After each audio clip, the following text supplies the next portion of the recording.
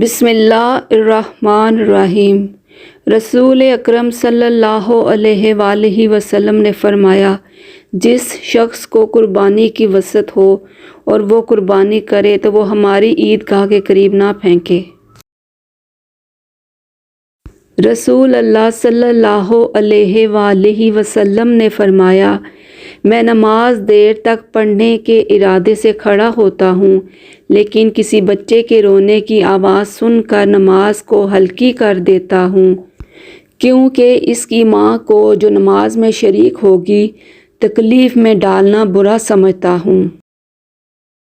رسول اللہ صلی اللہ علیہ وآلہ وسلم نے فرمایا، جس کی نماز عصر چھوٹ گئی گویا اس کا گھر اور مال سب لٹ گیا۔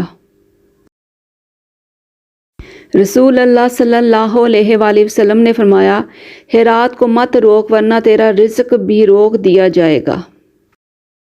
رسول اللہ صلی اللہ علیہ وآلہ وسلم نے فرمایا، جنت میں دھوکے باز داخل نہیں ہوگا، نہ احسان جتلانے والا اور نہ ہی بخیل۔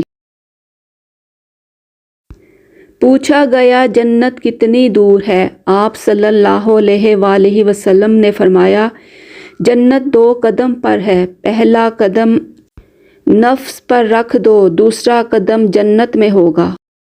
رسول اللہ صلی اللہ علیہ وآلہ وسلم نے فرمایا، قرآن پڑھو، کیونکہ قیامت کے دن یہ اپنے پڑھنے والے کا سفارشی بن کر آئے گا۔